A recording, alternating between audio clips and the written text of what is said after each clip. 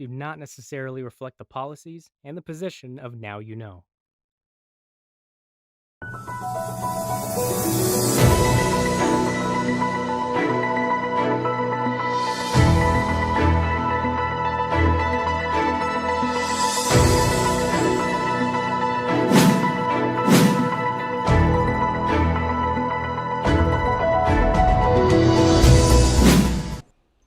Good afternoon and welcome to Viewpoint. Together with experts and newsmakers, we make sense of the week's biggest issues and stories.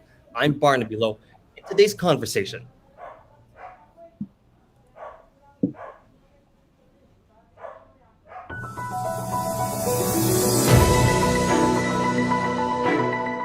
Vice President Leni Robredo, once again the target of political mudslinging, after President Rodrigo Duterte's spokesperson, Harry Roque, claimed she volunteered to appear in an infomercial with Duterte.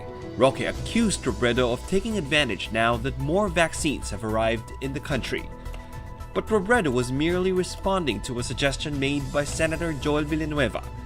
Her spokesperson, Barry Gutierrez, adds she's ready to set aside politics to help address vaccine hesitancy. Robredo has been spearheading several pandemic-related projects. Most recently, her office launched telemedicine and COVID-19 testing programs. The opposition has been urging the Philippines' second highest official to run for president next year. But Robredo says she's undecided and would rather focus on helping address COVID-19 concerns for now.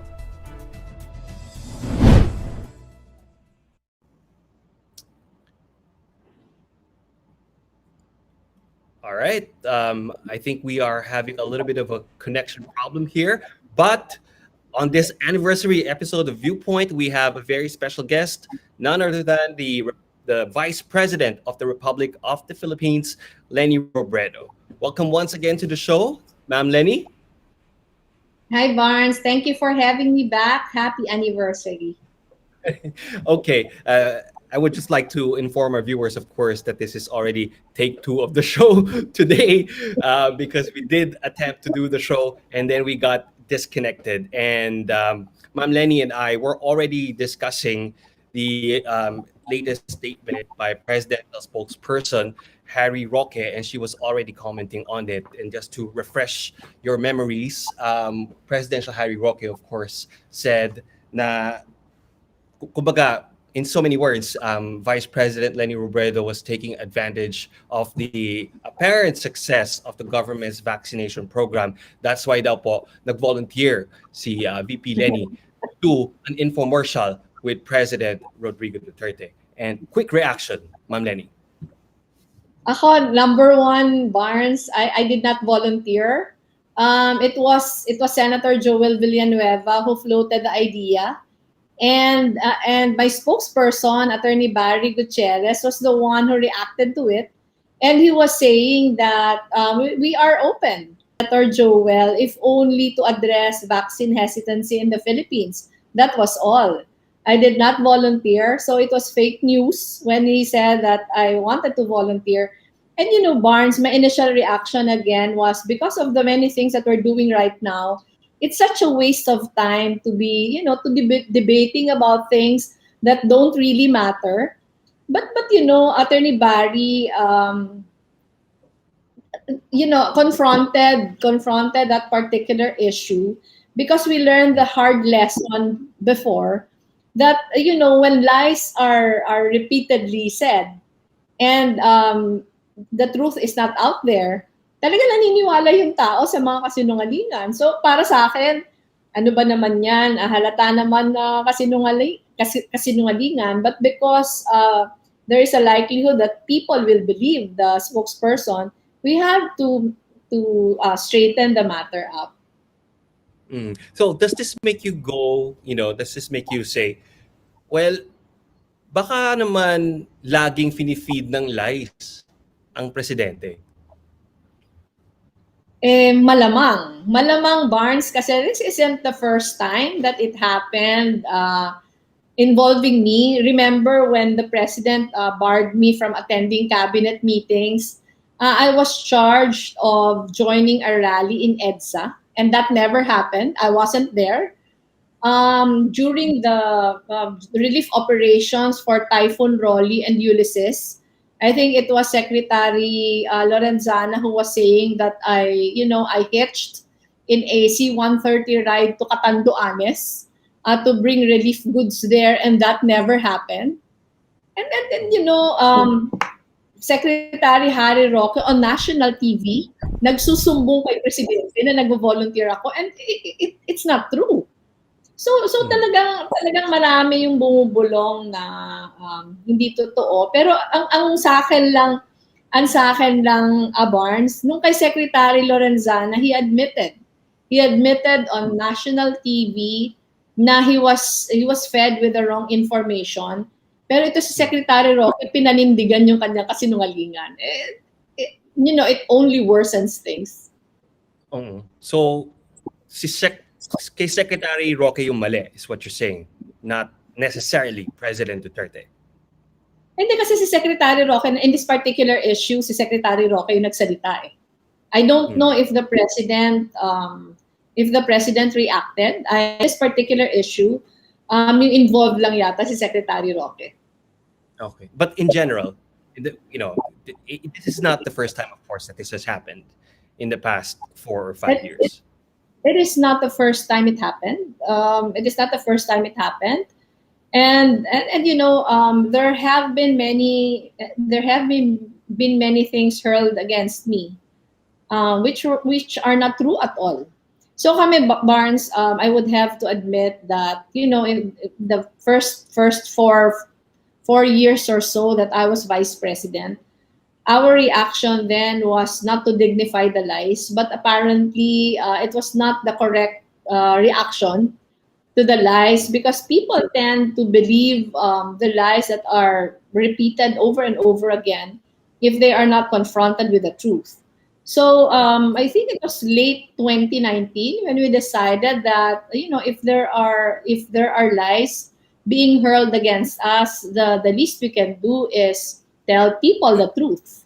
So that's what we're doing now, even if we feel like it's a waste of time, especially during the pandemic. Mm-hmm. So, given what you said, and given what had happened at the cabinet meeting, if the administration offers you to do an infomercial with President Duterte right now, would you do it? Yes. Ako, Barnaby, I think over the past 5 years, I have proven that I am very much willing to set aside politics if it will be for the greater good.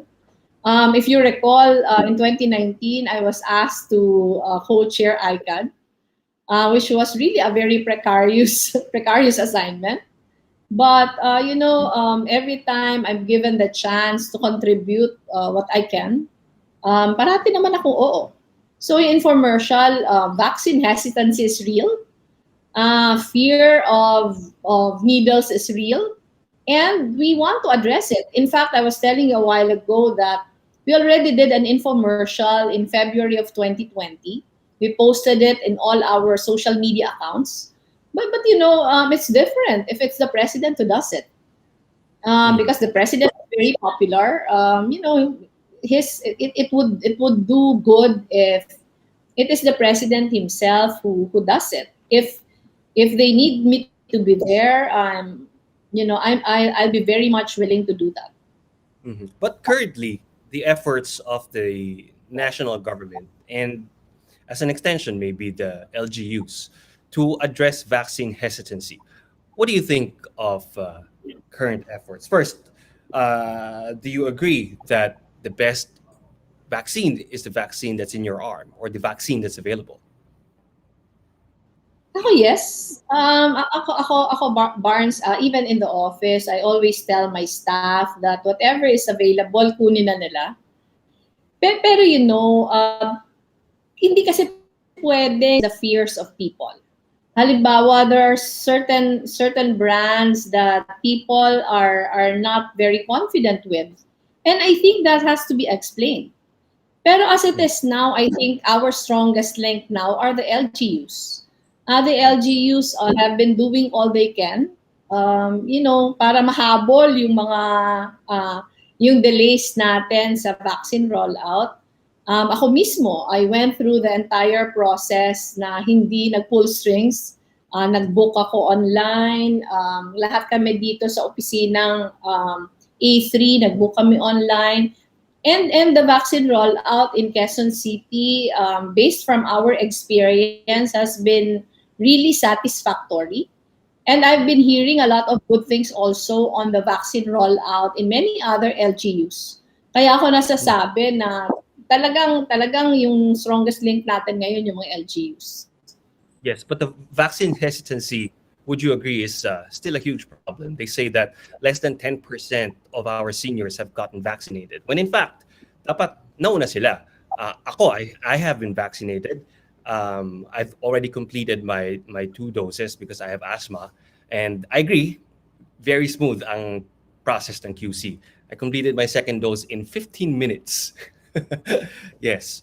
But yung vaccine hesitancy, the government has implemented, or at least has proposed to implement, brand agnostic vaccination. Do you agree with this? Ako alam mo, ideally dapat sana ganon.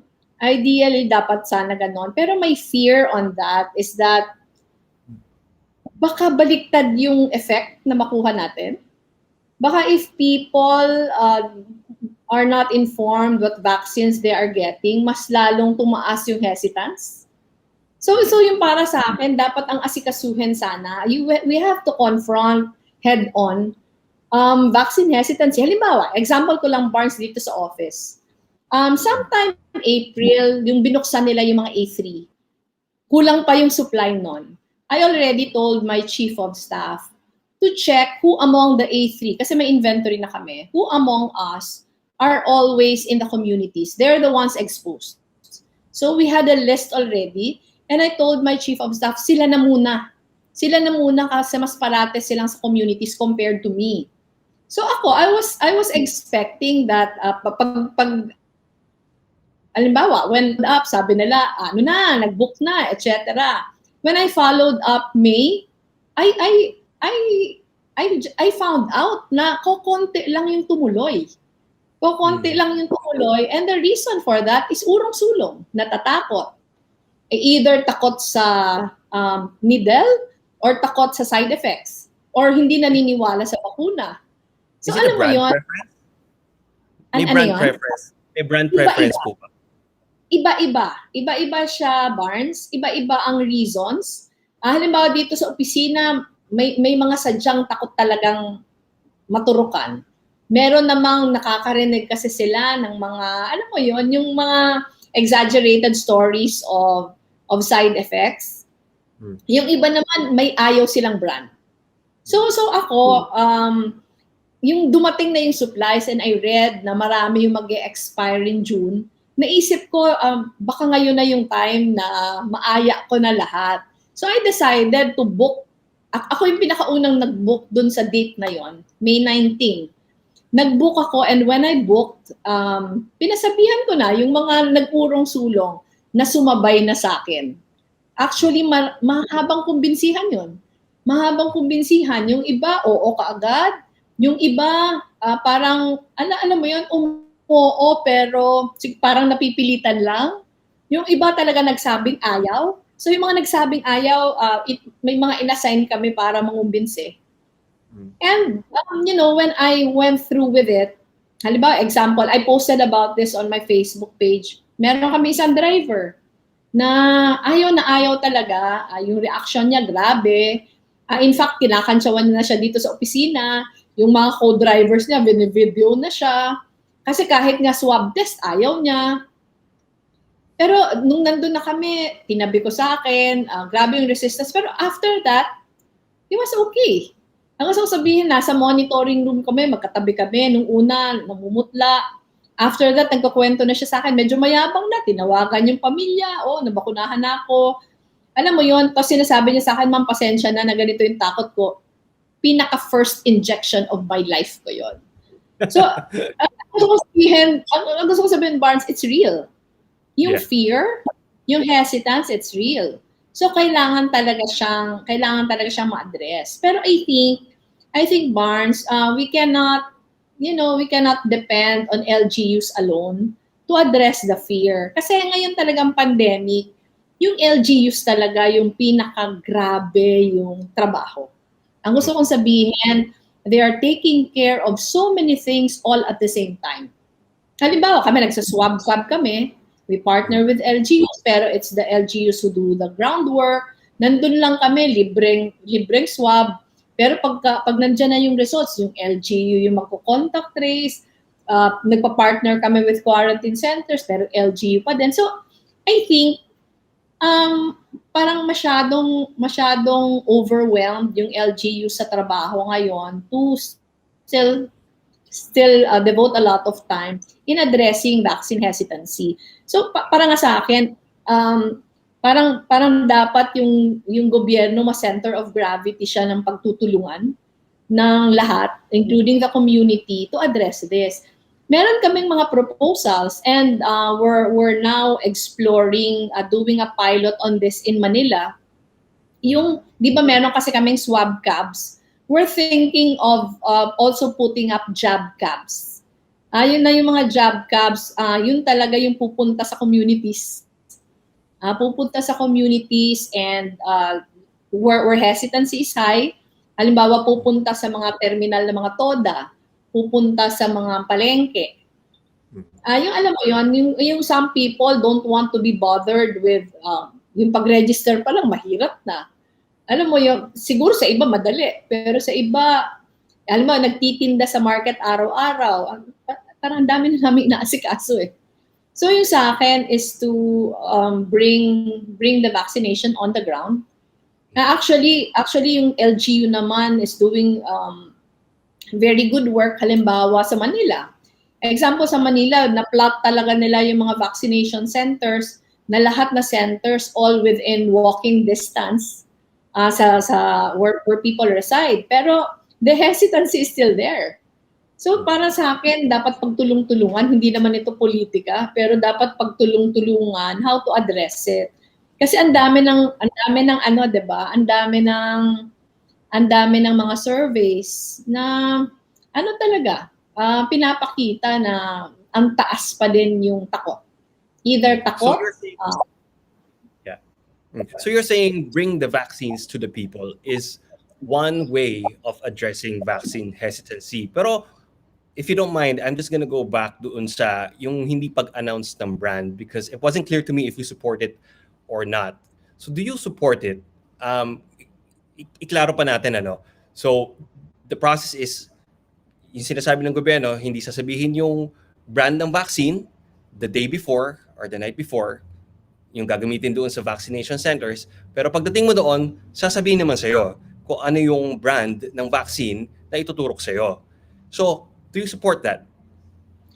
Ako, at sabi ko nga, Barnes, ideal yon, and that's what other countries are doing. Pero I'm not sure if it will work with us. So sa akin, at this point, hindi ko siya sinusupport. Para sa akin, i-address muna yung hesitance. I-address muna yung vaccine hesitance. Halimbawa, sabihin natin, marami yung hesitant sa Sinovac. Dapat nag-exert tayo ng effort na i-allay yung mga fears ng tao about the brand. And pag na-allay natin yung fears, we can be brand agnostic already. Ang worry ko kasi, Barnes, if we just declare na brand agnostic na tayo, baka lalong tumaas yung hesitance. Yun yung worry ko. So para sa akin, sana yung first step, confront the hesitance, lalo na about brands, about certain brands. And then pag kinonfront mo yun, siguro pwede yung next step mo na yun, pagiging brand agnostic. Okay. And what about the government moving goalposts? So, ang sabi no una, by the end of the year, the aim is herd immunity. And now, ang sinasabi, what was it again? Population protection. Which of course means na, or which the government says means na they want to prevent hospitalization and deaths. That's now the goal by the end of the year. Is this a disappointment for you? Or is this something na, kumbaga, a more realistic goal for you na tama naman na mas realistic para sa gobyerno? Ako para kasi sa akin, Barnes, it will be beneficial for us na yung goals natin mataas pa din. Ano yung goals natin, dapat herd immunity pa din. Pag nagka-problema sa supplies, hindi natin mamimit yung ating objective. Pero I think people will understand. I think people will understand kung naging problema yung supply. Pero dapat kasi yung objective natin mataas pa din para yung tinatrabaho natin, hinahabol pa din natin yung goal na yon. Example, if you recall, nung hindi pa buwelong-buwelo sa ibang bansa, halimbawa US, nung kulang pa sila ng supplies, what they did was, while they were waiting for the supplies, they took they already scheduled trainings of vaccinators. Mhm. So yung sa akin, Barnes, pag ang objective natin herd immunity pa din, yun na sana yung inaasikaso natin ngayon. Na sabihin natin kulang pa yung supply, and I've been saying this since last year. Last year ko pa to sinasabi na habang wala pang dumadating, asikasuhin na natin yung pag-train ng mga vaccinators, i-plot na natin lahat yung mga vaccine centers. And ito yung time, I don't know if you read about it, ito yung time na when I said that, ito yung sinabi ni Secretary Roque na, naku, 5 steps ahead na yung gobyerno sa sinasabi mo. Yeah. And you know, the reason why I was saying that before was it was the opportune time.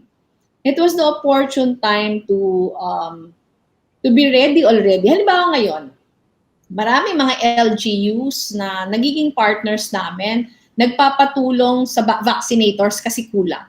Nagpapahanap ng doctors, nagpapahanap ng nurses. And alam mo, pag tiningnan natin sa ibang bansa, hindi naman lahat doctors saka nurses yung nagbabakuna eh. Ang iba hindi naman doktor saka nurse na nag-train lang how to be vaccinators. And I think we can do that. Marami tayong mga barangay health workers na trainable. Marami tayong available na mga tao na trainable. Halimbawa, when we are, right now, we're doing bayanihan teleconsultation. And the reason why we're able to cater to thousands of patients is that kahit mas konti yung doktor namin, we have about 900 plus volunteer doctors. We have more than 3,000. Actually, almost 4,000 non-medical volunteers. So gusto sabihin, we do not have to overstretch our health frontliners eh. Kasi kahit hindi doktor sa nurse, basta i-train natin, pwede. So pag, halimbawa, ang tanong, pag nagdatingan ba yung lahat ng bakuna, sabihin natin, wala tayong supply problem. How fast can we roll out the vaccines? So ano yun eh, mas logistical. Pero and I think pag mataas pa din yung ating objective, mas tinututukan natin ito. Nababagalan po ba kayo sa rollout? Nababagalan po ba kayo sa rollout? Mabagal pa siya until now. Mabagal pa siya until now kasi pag tiningnan mo yung numbers. Halimbawa as a percentage of population, parang in Southeast Asia, ASEAN ba? O Southeast Asia, parang second to the last tayo. As a percentage of population. Halimbawa, Singapore, 37% na. Ang Philippines, 3% pa lang. Ang nakaka at least one dose. This is, tinitingnan ko lang Barnes this is as of May 25 ba? Parang as of May 25. So yung mas mahina lang sa atin yung Vietnam. Ang Vietnam ay 1% pa lang yung nababakunahan. Pero yung kaibahan ng Vietnam Vietnam doesn't have a problem. Vietnam doesn't have a problem. Yun nga. Ang gusto ko sabihin, ang kaibahan ng Pilipinas sa Vietnam, sa Vietnam hindi ganun ka-urgent. Diba? May mga bansa na hindi ganun ka-urgent na ma-roll out yung vaccine as fast as possible kasi hindi mataas yung cases nila. In places like the Philippines, the urgency is there because of the number of cases that we're having each and every day. So, pero sabihin na natin na population protection yung aim, ano? Given what your people are seeing on the ground, because I know na nilabas nyo na sa NCR yung mga programa ninyo. Meron na kayo sa Tuguegarao, meron kayo sa Palawan. Cases are going down in Metro Manila, and this is a fact right now. Pero pataas naman yung mga cases outside of Metro Manila. So, do you see, let's just say, sige, population protection is the aim. Do you see this happening by the end of the year? It's difficult to say. It's difficult to say that hindi ko, I'm not in the know of, nakita ko, yung schedule ng pagdating ng mga vaccines. Pero nung tiningnan ko yung schedule ng pagdating ng mga vaccines, para kasi sa akin, attainable siya eh. Attainable yung objective as long as we prepare for it. Yung para sa akin, hindi siya imposible. You would have to vaccinate hundreds of thousands of people every day. And I think pag nalatag natin yung sistema, saka nakapag-train tayo ng mga tao, achievable siya. Kaya para sa akin, ako okay naman yung sinasabi nilang population protection, pero why settle for less if you can do more? Yung point ko lang dito, kung kaya naman natin na more than 50% of, parang NCR ba yung sabi? More than 50% of NCR, bakit hindi tayo mag-aim ng higher? Parang efforts natin mas masigasig din. Do you agree with easing restriction further? So, for example, sa tourism, there is a proposal to open up tourism to vaccinated people. On the other hand, though, I'm going to combine questions now because we don't have that much time. On the other hand, though, there is a proposal to continue flexible learning beyond this school year. So, I mean, what do you think of these two kind of opposing views? Ako, yung umpisa muna, Barnes. Tingin ko we have to listen to what the experts say. Kasi halimbawa, I'm okay with giving different or setting different requirements for vaccinated people already. Pero meron kasing mga opinion na kahit vaccinated ka na ay you can still transmit, 'di ba? Pwede ka pa ding makahawa. So I will not be in a position to say na would it be safe not to quarantine or not to not to set the same length of time for vaccinated people coming into quarantine. Ako makakatulong if we listen to science, if we get the opinion of medical experts, yun yung isa. Yung pangalawa, yung sa education kasi, Barnes, again, it's dependent on how well or how fast we vaccinate people. Pero ako, last year, I have been advocating for more creative means to make education more accessible to people.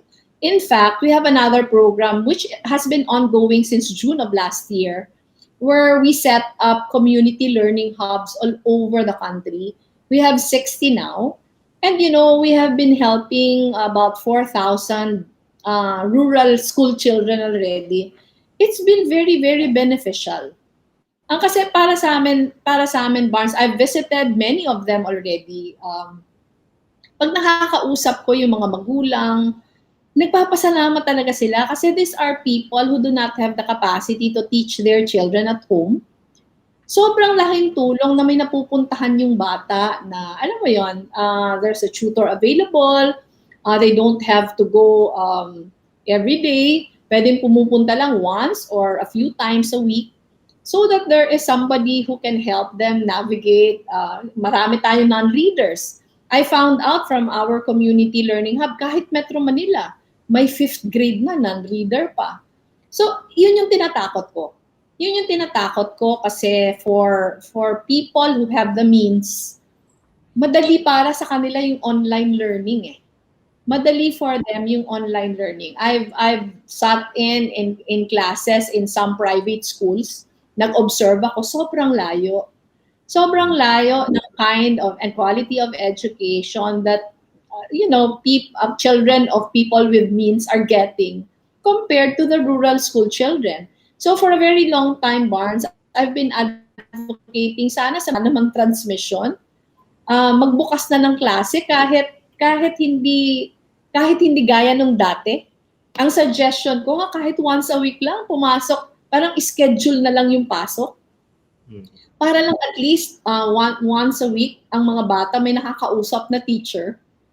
And we saw that. We saw that in the community learning hubs that nagpapasalamat kami na despite controversy when we were starting, we decided to push through with it. Kasi ang nag-benefit talaga mga bata. So, para sa akin, Barnes, it doesn't have to be a one-size-fits-all kind of thing. Dapat nag-a-adjust depending on circumstances. Pero marami kasi nasasayang na oras eh. Halimbawa, may mga lugar, I don't recall the numbers already, but I think one time there were 600 plus areas who never had any COVID case. So para sa akin, parang that's one school year parang out of yung regular lives of our children na sayang, 'di ba? Sayang kung if they acted on it already. Gaya ng sabi ko, at that time Metro Manila was so bad. Pero the provinces hindi eh. So para sa akin hindi naman gustong sabihin na dahil yung mga bata sa Metro Manila hindi pwede mag-aral na face to face. Yung lahat na bata all over the country hindi din. So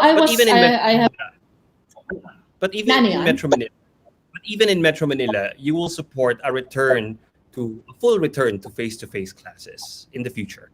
Ako in the future, syempre. But I think yung dating gawe na they go to school 5 times a week from morning until afternoon. Tingin ko kasi, Barnes, we can only do that if we have achieved kasi, 'di ba? Or meron ng gamot sa COVID or wala nang transmission dito sa Metro Manila. Pero until hindi pa natin yun na-reach, tingin ko kailangan tayo maging creative eh. Kailangan tayo maging creative. Gaya na sabi ko, they don't have to go every day. Pwede silang mag-assign na, halimbawa, in a class of 50, 10 will go, parang there are 10 students who would see the teacher once a week. So alam mo yun, para sa akin, there are a lot of ways eh. Yeah, I guess that's what flexible learning means. So I guess you're saying for now, let's do flexible learning. Yes. Okay, I'll move on to other issues now. We only have a few minutes left. So I'll combine questions now. So Okay. Two issues. Do you think that the administration is turning a corner on the West Philippine Sea issue, given the increased naval presence of the Philippines in the West Philippine Sea right now? And the other one is the drug war, of course, which you've taken the issue, of course, since day one of your vice presidency. Do you think that the administration is turning a corner by giving the records, giving access to the DOJ, yung records ng PNP sa apparent wrongdoings ng mga tao nila during these drug war operations? As far as the drug war is concerned, I think it's a very important first step that PNP is opening the institution to investigation. Kasi by giving DOJ access to their records, is the message is we're open. We're open to being investigated. And I think General Eleazar made very, very important statements in the last few days. Na sinasabi niya na, rogue elements of the PNP will not be left unpunished. I think it's a fair enough warning. Kasi yung warns with the institution is mas marami pa din yung matitino eh.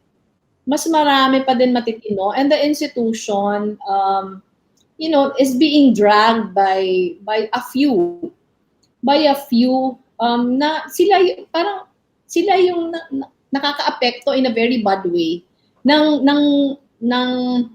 reputation ng institution. And I think if PNP will be serious in really making their rogue members answerable, malilinis nila yung reputation. And bakit kailangan ilinis yung reputation? Importante that people should have confidence in the institution. Mahalaga yun. It's one of the things that I've tried doing when I was still in ICAD. Yun yung first. Yung second, as far as the issue on the West Philippine Sea is concerned, yung sa akin, there have been a lot of statements of different government personalities already. So siguro yung unang importante, our position must be clear. And our voice should be strong in order to protect our rights in the West Philippine Sea. Totoo naman, mas maliit tayo sa China. But we have the arbitral win. And we should be taking advantage of it in order to foster alliances with many other countries that recognize that win. Yun yung una. Yung pangalawa, na I think parating hindi napapag-usapan, beyond big concepts like sovereignty, territorial dispute, yung mga EEZ na hindi naman naiintindihan ng maraming tao, kailangan maintindihan na itong issue na to affects our people personally. 'Di ba? Malapit sa sikmura yung issue. Naalala ko dati yung Gemver fishermen, binisita ko yun sa Mindoro When they were rammed by the Chinese fishing vessel, nakipagkwentuhan ako sa kanila. And consistent talaga yung kwento. Nabasa ko kasi recently, merong interviews din of some fishermen na sinasabi na halos they're losing 70% of their income. Don't fish anymore in their traditional fishing grounds because of Chinese presence. So sa akin it's not the big issues. It's not just the big issues. Pero dapat naiintindihan na may mga buhay na naapektuhan If we don't act on, if we don't act on the encroachment, if we don't fight for our rights, hindi lang ito sovereignty na maraming hindi nakaka-relate Pero marami tayong mga mangingisda na apektado. So you're saying the policy for the West Philippine Sea is still confusing despite the increased presence of the Philippine Navy and the Philippine Coast Guard. Yeah. Ako, Barnes, very confusing. Kasi iba-iba yung sinasabi parang paminsan sasabihin na mere scrap of paper yung ating win. Paminsan naman magpapakamatay ako para hindi tayo, alam mo yon, it doesn't help It doesn't help because it gives out mixed signals. So para sa akin, I think some senators and some former senators even suggested that there must be a convening of the National Security Council para pag-usapan, isa lang tayong boses. Ano ba yung gagawin? Ano yung stand natin? And we project just one voice as far as our position on the West Philippine Sea is concerned. Mm-hmm. Okay. Finally then, on the 2022 presidential election. Ako Barnes, I continue to weigh my options. Pero I read some of the comments on Facebook and parang nare-relegate yung decision making into ano ba yung convenient for me. So halimbawa, may supporters sasabihin na mag-decide ka na kasi alam mo yon, parang wag mong piliin yung lokal, piliin mo national. Pero it's not a matter of, alam mo, we all have our personal preferences, Barnes, pero mataas naman yung ating mataas naman yung ating na-recognize natin yung duty natin. So yung sa akin, yung pag-decide, hindi ako nagde-decide based on kung ano yung gusto ko. Pero nagde-decide ako, ano ba yung makakabuti for us? Madali lang sabihin na magkakandidato ako. Pero ano ba yung feasibility ng run? Ano ba yung feasibility ng run? So much is at stake in 2022. Yung para sa akin, kaya nga sinasabi ko na the opposition must only have one candidate. Kasi pag marami na naman ang kandidato, baka mangyari ulit. Yun nangyari noong 2016. So yung sa akin, yun yung considerations. Maraming considerations. Halimbawa, pagtatakbo ba ako, will I be the voice of, will I be the lone opposition na pagtutulungan? Kasi kung hindi lang naman, ano ba yung mga susunod na mga hakbang para makatulong sa mas hindi yung personal eh. Yung para sa akin. Sige, Barnes. But you don't see yourself as the unifying person of the opposition? Hindi, sa akin, Barnes, it's one of the things that we're looking at right now. Mahirap kasi sabihin, halimbawa, pag sinabi natin ng opposition, sino-sino yon? Diba? Sino-sino ba yon? Yung sa akin, kasi Barnes, halimbawa, pag sinabi natin merong admin, merong opposition, meron pang iba, baka ganun din yung mangyari na maghiwa-hiwalay. So ngayon, for so long, since last year, we have been so focused on our COVID-19 relief operations. Ganun pa din now. But we started talking to many different groups already to help us come up with a decision. Pero sa akin Barnes, alam kong everyone is impatient, pero hindi siya ganun kadali. Kasi maraming mga bagay na we need to take into consideration. We're trying now to talk to as many different groups as possible. Hindi lang yung mga dating supporters, but also other groups who siguro hindi ko personal na supporter, pero pareho naman yung layunin sa atin. I think it's important that we talk to as many groups as possible, look for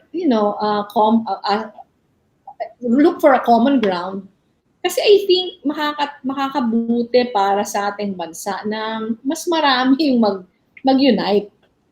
Okay. Ano siya? Okay. Mahirap siya. Hindi siya ideal.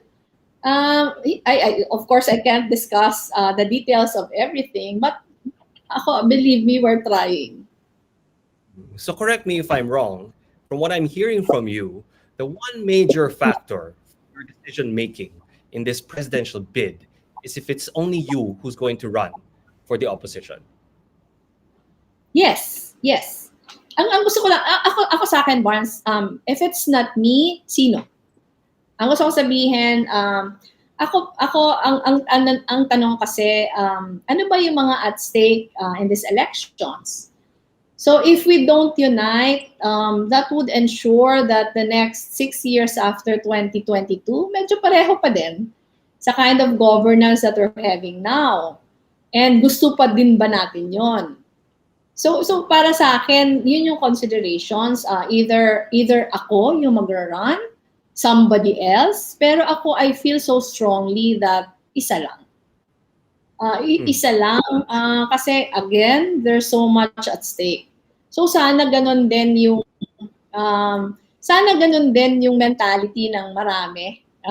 Sana ganun din yung mentality ng marami na in the sense na alam mo, nakikita ko kasi Barnes yung iba nating supporters. Nagpapasalamat naman ako sa kanila. Na parang sinasabing, wala kami ibang gusto, siya lang. Salamat. Pero hindi ito about me, pero para ito sa bansa natin. So I think it's not all the time na yung makukuha natin yung pinakagusto natin. Pero ang importante naman sa lahat na sa lahat na ginagawa natin, ang importante we're steps closer to the goal. Kahit hindi pa natin makuha yung goal sa 2022, pero dapat nag-exert tayo ng effort to be, to be more open. Kasi doon naman sa pagiging open yung nahahanap yung mga points to unite eh. So para sa akin, Barnes, yun. All right. And on that note, that's all the time that we have for this week's show. Thank you very much, Vice President Leni Robredo, for joining us on this anniversary episode of Viewpoint. Of course, you were my first guest on this show. It's only apt that you are also my guest on this anniversary episode. Those who tuned in, thank you for joining us in this episode of Viewpoint. Of course, thank you for tuning in for the past year. Do catch us live here weekly on Now You Know's Facebook, Twitter, and YouTube pages. For updates on our upcoming episodes, please join our Facebook group. Just search for Viewpoint on Now You Know. Again, my name is Barnaby Lowe. This is Viewpoint. Now You Know.